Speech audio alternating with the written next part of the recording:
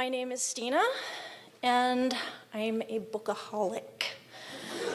Fortunately, I'm not alone in my addiction because I'm pretty sure that most book crossers, like me, are addicted to books. Now, I realize most of you probably don't even know what book crossing is. So I'm here as a 10-year veteran, I think that sounds better than old-timer, to explain a little bit about this club, this online game of catch and release for book lovers. And I'm going to share with you a few fun and interesting things that have evolved since book crossing was invented in 2001. There you have the dictionary definition. It is a real word. Go on to dictionary.com, pull it up. There it is. And this just barely hints at the possibilities. It talks about wild releasing, which can be a little difficult for some of us who have formed emotional attachments to our books. These are the basic 3 steps: read, register, release. Read and register, those are actually a little interchangeable, and you might be surprised to learn that the reading is optional.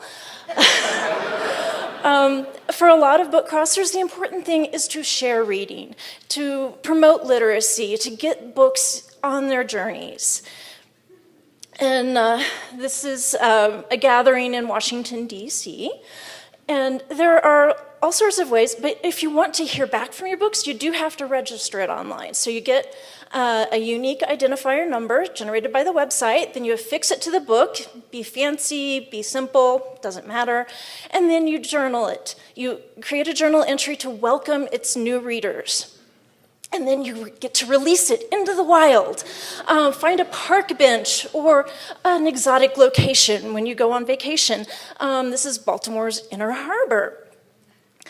Or find an interesting landmark. Now this, I think that's a penguin book. If so, that totally counts as a themed release. It's a fun little game that we've developed over the years, and I'll tell you a little bit more about those later. Public transit is a fun place to release books. Pete there, he goes by Skyring on the website. He's from Canberra, Australia. And one time he actually released an entire set of encyclopedia, one bus stop at a time. And this is another themed release. He's holding a book called Giants, and he's releasing it at a Giant in Kansas City. And this is part of a reverse scavenger hunt in which you compete with other book crossers to make themed releases within a set amount of time. And this is one I did on that scavenger hunt. You'll notice the word bell in the title. After I took that picture, I walked over to that bell tower and I released it at the bell tower. So themed release. And you can also share this with your other passions. There, Azuki is making a macaroni book crossing release. You can share it with Goodreads, geocaching, letterboxing, World Book Night, whatever your passion, you can probably fit it in with book crossing. Or you may have noticed that there's a book buffet in the lobby. So if you're not ready to go wild, tame it down a bit. Release to a book buffet or pick up one on your way out. Or go to a meetup. Some of them are actually through meetup.com. Some of them not. It doesn't really matter. The idea is to meet up with other enablers, book crossers, and talk about books and swap books. And you're not limited to already published books. Write your own book, collaborate. This is the North American Book Chain Journal, which started on the East Coast. I picked it up in Denver, added a few things, shared it with my friends here in Farmington, New Mexico, and then I handed it off to a book crosser in Las Cruces. And then it made its way to the West Coast. But whether or not you want to track your books, I do encourage you to share the magic of books, share the adventure of reading.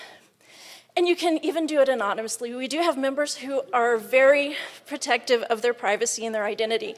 Like WatchCat, she's another veteran, and nobody knows who WatchCat is. We have our theories. We think she's Paris Hilton. But your books want to be like Ballycumber, our mascot, the running book. They want to go on adventures. They want to make friends and influence people. And if you're lucky, they'll write home and tell you about it. If you want to write to me, I'm at stinabranson@gmail.com. Thank you.